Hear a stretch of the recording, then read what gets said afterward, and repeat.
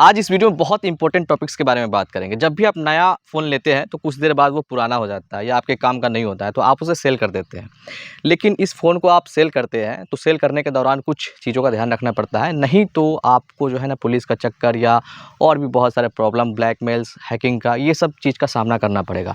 आज इस वीडियो में हम जानेंगे कि अगर पुराना फ़ोन को आप सेल करते हैं तो क्या-क्या चीज़ का सावधानी यहाँ पे बरतना चाहिए। सबसे पहले जैसे कि आप पुराना फ़ोन को सेल करते हैं तो उस फ़ोन में जितने भी डाटा है, जैसे कि आपका फ़ोटो, वीडियोज़, कुछ पीडीएफ इंपॉर्टेंट फाइल्स, डॉक्यूमेंट्स, सारे चीज़ को पहले डिलीट करना होता है। डिलीट करने के बाद आप फ़ोन को रीसेट करेंगे, जो कि हार्ड रीसेट करेंगे, जिसमें डेटा सारा रिमूव होना चाहिए। डिलीट मारने के बाद आपको हार्ड रीसेट करना है, इरेज़ ऑल डेटा करना है। इरेज़ ऑल डेटा करने से पहले एक चीज़ का ध्यान यहाँ पे ये भी रखना है कि इसमें गूगल अकाउंट्स होता है। गूगल अकाउंट्स में आपका बहुत सारा चीज़ हो जाता है, जैसे कि आपका कॉन्टैक्ट नंबर हो सकता है, उसमें कैलेंडर हो सकता है, आपका पर्सनल इन्फॉर्मेशन हो सकता है, जैसे कि आपका एड्रेस हो सकता है, डेट ऑफ बर्थ हो सकता है। बहुत सारे चीज़ गूगल अकाउंट से आज के डेट में जुड़ा हुआ होता है, इसलिए गूगल अकाउंट को रिमूव करना बहुत ज़रूरी है। उसी तरह से जैसे कि व्हाट्सएप अकाउंट आप डिलीट करेंगे पहले, और फेसबुक डिलीट करेंगे, इंस्टाग्राम डिलीट करेंगे, बहुत सारे एप्लीकेशंस जो होते हैं, जितने अकाउंट्स आपका होगा, अकाउंट सेक्शन में फ़ोन के सेटिंग्स में जब आप जाएँगे तो वहाँ पे आपको दिख जाएगा, वो सारी चीज़ को पहले डिलीट करना होता है। डिलीट करने के बाद जो है आप फ़ोन को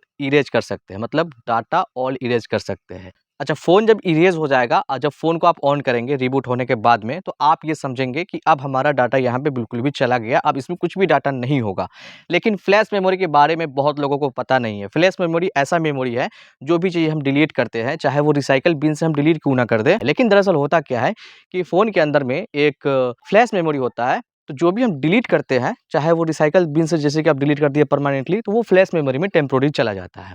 और जब भी ऊपर से कोई फ़ाइल जैसे कि हम ओवरराइट करते हैं, जैसे कि हम वापस से कुछ भी फ़ाइल को डालते हैं, तो वो पुराना वाला फ़ाइल डिलीट होता है फ्लैश मेमोरी से, फिर नया वाला जगह जैसे कि डिलीट करेंगे तो वो स्पेस लेता है। तो रिसाइकिल बिन से डिलीट करने के बाद भी जो है इसे रिकवर किया जा सकता है। तो रिकवर करने पे हो सकता है कि आपको ब्लैकमेल किया जाए, आपके प्राइवेसी के अंदर कुछ भी हो सकता है, वो फ़ोटो बहुत इंपॉर्टेंट हो या कोई डॉक्यूमेंट्स बहुत बहुत इंपॉर्टेंट हो, आधार कार्ड, पैन कार्ड, कुछ भी हो सकता है आपके फ़ोन के अंदर में, या जो भी अपना पर्सनल वीडियोज़ या फ़ोटो हो सकता है, जो कि बहुत प्रॉब्लम करता है। तो इस चीज़ से बचने के लिए आपको क्या करना है? यहाँ पे सिंपली जैसे कि आप अपने फ़ोन में, आप मान लीजिए आपका 32 जीबी इंटरनल मेमोरी है या 64 जीबी इंटरनल मेमोरी है या 128 जीबी इंटरनल मेमोरी है, कुछ तो स्टोरेज होगा आपका फ़ोन का, तो उतने तक का आपको जो है ना उसमें कोई मूवी डाउनलोड कर लेना है, या कोई फ़ोटो आप जैसे कि बहुत सारा आप उसमें भर सकते हैं, जो कि आपका काम का नहीं है, तो उस स्टोरेज को आप भर दीजिए। स्टोरेज सारा भर दीजिए। स्टोरेज भरने के बाद में जो है उसे फिर से आप डिलीट कीजिए। डिलीट करने के बाद जो है उसे आप परमानेंट डिलीट कीजिए। फिर दोबारा रिपीट में इस चीज़ को कीजिए। आप 2 बार अगर ऐसे करते हैं और वापस से डिलीट कर देते हैं, तो डिलीट करने के बाद जो है अब जब भी रिकवर करेगा, चाहे वो कंप्यूटर शॉप वाले हो या कुछ भी हो जो रिकवर करते हो, तो जब भी वो रिकवर करेंगे तो उनको सिर्फ़ अगर मिलेगा भी तो कुछ फ़ोटोज़ मिलेगा, जो कि किसी काम का नहीं होगा, और वीडियोज़ जो है वो रिकवर जल्दी नहीं हो पाता है। अब बहुत लोग ये क्वेश्चन करते हैं कि यहाँ पे जैसे कि हमें कितना मूवी डाउनलोड करके रखना है, कितना फ़ोटो यहाँ पे जैसे कि इसमें वापस से क्लिक करके रखना है, या जैसे कि डाउनलोड करके रखना है। अगर हम ज़्यादा प्राइवेसी की बात करें, ज़्यादा सेफ्टी की बात करें, तो अगर आपका 64 जीबी इंटरनल मेमोरी है अगर फ़ोन का, तो 64 का 64 पूरा फुल कर दीजिए। आजकल 5G इंटरनेट फ्री मिल रहा है। आप जाइए किसी भी वेबसाइट पे आप डाउनलोड कीजिए, डाउनलोड करके उसे डिलीट कर दीजिए। बहुत सिंपल है ये। अगर 128 है, तो पूरा उसको स्टोरेज फुल कर दीजिए, उसके बाद वापस से उसको रिमूव कर सकते हैं। अगर आपके पास लैपटॉप है, लैपटॉप में कोई बहुत सारा मूवी पड़ा हुआ है, तो उस आपको प्रॉब्लम नहीं होगा। लेकिन जिनके पास लैपटॉप नहीं है, वो फ़ोन बेचना चाहते हैं, तो उनको डाउनलोड करके फिर से डिलीट करके इस तरह से काम चलाना होगा। तो ये सबसे पहले प्राइवेसी जो है आपका एक तरह से सेफ़ हो गया। दूसरा कंडीशन ये है कि जब भी आप फ़ोन बेचते हैं ना, तो अब यहाँ पे लीगल चीज़ की बात करेंगे। लीगल चीज़ मतलब कानूनी, गैर-कानूनी आप कह सकते हैं। यहाँ पे जैसे कि आप फ़ोन को बेचते हैं, इस फ़ोन के अंदर IMEI नंबर होता है, जो कि वो एक तरह से उस फ़ोन का पहचान के लिए होता है कि ये फ़ोन कौन यूज़ कर रहा है, और ये सिम से कनेक्टेड होता है। जब भी ये कोई सिम लगाता है, तो ये इसे ट्रैक किया जा सकता है इसी नंबर के द्वारा। अच्छा, IMEI नंबर के बाद में जो है यहाँ पे एक इंटरनेट प्रोटोकॉल भी होता है, जिसे हम लोग कहते हैं IP एड्रेस। IP एड्रेस का काम ये होता है, जब भी हम इंटरनेट पे सर्च करते हैं कुछ भी, तो उसके रिगार्डिंग जो है IP एड्रेस से ही ट्रैक किया जाता है। IP एड्रेस के थ्रू जो है पुलिस ये पता कर पाती है कि आपने क्या चीज़ सर्च किया था, आप कौन-सा वेबसाइट पे गए थे, आप उस वेबसाइट पे जाके क्या किए थे, आप किससे जैसे कि फ्रॉड किए थे, नहीं किए थे। तो ये सारा चीज़ जो है IP एड्रेस की मदद से जो है ना पुलिस पता कर सकती है। तो अगर आप फ़ोन बेचते हैं और वो कुछ भी गलत करता है इंटरनेट पे, तो आईपी एड्रेस इस फ़ोन का आपके नाम से रजिस्टर है, इस फ़ोन का आपका ईएमआई नंबर आपके नाम से रजिस्टर है, तो ये सारा चीज़ जो है आपके नाम से रजिस्टर है। तो इससे हटाने के लिए या एक प्रूफ़ के लिए कि ये फ़ोन फ़िलहाल हम यूज़ नहीं कर रहे हैं, इस प्रक्रिया में क्या होना चाहिए?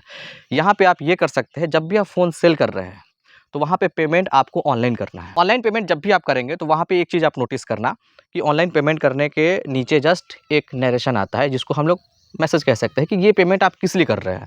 तो उस पेमेंट में आप लिख लीजिए, ये पेमेंट मैं फ़लाना आदमी से खरीद रहा हूँ, जिसका मॉडल नंबर इतना-इतना है और ईएमआई नंबर इतना-इतना है, और अगर आईपी एड्रेस डालना है तो डाल भी सकते हैं, नहीं भी डाल सकते हैं। उस चीज़ को डालने के बाद में जो है आप उसको पेमेंट कर दीजिए। आपका एक एविडेंस हो गया कि आपने इस फ़ोन को वाक़ई खरीदा है या बेचा है, ऐसा आप समझ लो। दूसरा जो चीज़ है, अगर आपके पास बिल बॉक्स है तो आप दे सकते हैं उन्हें। तो बिल और डब्बा अगर आप दे देते हैं तो वो एक जेन्युइन कस्टमर हो जाता है कि हाँ, ये फ़ोन जो है हमने इनसे बाय किया था। दूसरा चीज़, आप अगर लीगल थोड़ा-सा जानना चाहते हैं, बहुत लोग ये चीज़ में नहीं पढ़ना चाहते हैं लेकिन फिर भी बता देते हैं। एक छोटा-सा एग्रीमेंट करवा लीजिए 2 पक्ष के बीच में कि एक सेलर है, एक बायर है, हमने ये फ़ोन इनसे बाय किया है और ये सेलर है, ये बायर है।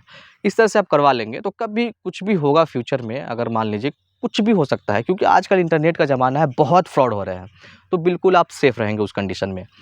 ये फ़ोन जैसे कि आप 5000 7000 का बेचता है तो कोई एग्रीमेंट नहीं करवाना चाहता है, लेकिन बहुत सारे महँगे फ़ोन हैं जो कि 40,000 50,000 90,000 1-1 लाख का फ़ोन आता है, तो उसका अगर सेकंड हैंड वैल्यू भी देखते हैं ना तो 50-60 हज़ार का वैल्यू होता है। तो ये सब चीज़ जो है आपको ज़रूर करवाना है, तो आप एग्रीमेंट एक छोटा-सा आप करवा सकते हैं, और जो कि आप सेफ़ रहेंगे, सेलर भी सेफ़ रहेगा और बायर भी सेफ़ रहेगा। ये प्रोसेस है, समझिए कि फ़ोन बेचने से पहले का। आई होप आपने इस वीडियो में देखा कि अगर कोई पुराना फ़ोन आप सेल करते हैं तो क्या-क्या चीज़ का ध्यान देना चाहिए। एक चीज़ बहुत इम्पोर्टेंट है, लास्ट में हम ऐड करना चाहेंगे। बहुत चीज़ आपने देखा होगा कि गाँव में कोई मोटरसाइकिल वाला आता है और वो कहता है कि आप ये पुराने फ़ोन को बेचो और उसके बदले जो है हम आपको जो है प्याज़ दे देंगे, आलू दे देंगे।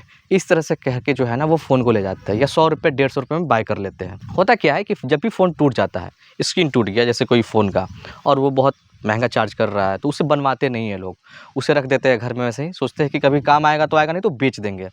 तो जब भी आपके घर से वो इंसान गुज़रेगा तो उस फ़ोन को आप 100 रुपये के लालच में या 150 रुपये के लालच में आप बेच दोगे, ये सोच करके ये फ़ोन किसी काम का नहीं है। जैसे कि अगर हम बात करें उसकी मदरबोर्ड के अंदर मेमोरी जो है, उसमें आपका जो प्राइवेट वीडियोज़ है, फ़ोटोज़ है, ये सब काफ़ी इम्पोर्टेंट हो जाता है। तो वो सब चीज़ जैसे कि आप नहीं ध्यान देते हैं तो आपका मेबी फ्यूचर में आपका जो फ़ोटोज़ है, वीडियोज़ है, वो मिसयूज़ किया जाए, रिकवर करके आपको फ़ोन किया जाए, या आपको जैसे कि कुछ भी कर सकते हैं वो। तो लालच में जब भी आप फ़ोन बेचते हैं तो देखिए, ऐसा तो नहीं हो सकता है कि फ़ोन का मिसयूज़ करे। बहुत सारा क्या करता है वो लोग कि जा कर के किसी शॉप को बेच देता है। वो शॉप वाला जो है, मोबाइल बनाने वाले लोग, उस पार्ट्स को जो है दूसरे फ़ोन में लगाते हैं। इस तरह से भी काम होता है। तो वो जैसे कि आपसे 100 रुपये या 150 रुपये में बाय कर रहा है, तो वो जा कर के 1000 में बेच सकता है, 500 में बेच सकता है। तो एक तरह से ये भी बिज़नेस है, लेकिन इसमें रिस्क है। रिस्क मतलब हमने जो आपको कहा है, क्या पता वो फ़ोन बेचने वाला जो है किसी दूसरे बंदों को फ़ोन बेचे, फिर वो फ़ोन इकट्ठा करके जो है चाइना भेज दे या कहीं पे भी भेज दे। उस फ़ोन को जो है सारा डाटा रिकवर करके आपको एक तरह से मिसयूज़ किया जाए। वो सारा डेटा निकाल करके अगर उसमें से कुछ सेंसिटिव डेटा निकलता है, तो ये लोग बहुत बड़े कंपनी को बेचते भी है। जैसे कि आपका वीडियोज़ हो गया, फ़ोटोज़ हो गया, या कुछ डॉक्यूमेंट्स हो गया, वो बेचते भी है। तो ये सब चीज़ से बचने के लिए जो है ना, आपको 100 रुपये 150 रुपये के लालच में नहीं पड़ना है। अगर आपका पुराना फ़ोन टूट गया है, अगर ज़्यादा वैल्यू नहीं मिल रहा है, 100-150 में क्या ही हो जाएगा, आप उसको कंप्लीटली डिस्ट्रॉय कर सकते हैं। मतलब उसको या तो आप जला दो या तो तोड़-ताड़ के फेंक दो, ऐसा कर सकते हो। 100 रुपये 150 रुपये में बेचना एक तरह से मूर्खता है, उससे कुछ भी नहीं मिलने वाला है। तो अब लीगल इसमें क्या हो गया? लीगल यही होगा कि अगर आप अपने फ़ोन को बेच देते हैं और आप किसी भी तरह का डॉक्यूमेंटेशन नहीं करते हैं, किसी भी तरह पेमेंट का नहीं करते हैं, तो कल को वो फ़ोन से अगर क्राइम करता है, कुछ भी क्राइम हो जाए, चाहे वो जैसे कि किसी को धमकी दे दे या किसी साइबर क्राइम कर दे, किसी को साथ में फ्रॉड कर दे वो, या कुछ भी हो सकता है, कुछ भी हो सकता है। तो इस कंडीशन में आपके पास में एक प्रूफ़ होना चाहिए कि इस फ़ोन को हम सेल कर रहे हैं। तो आशा करते हैं इस वीडियो में आपने ये देखा कि पुराना फ़ोन बेचने से पहले आपको कौन-कौन सा चीज़ का यहाँ पे ध्यान देना है, जिससे आपके साथ में कभी भी एक तरह से प्रॉब्लम क्रिएट ना हो पाए।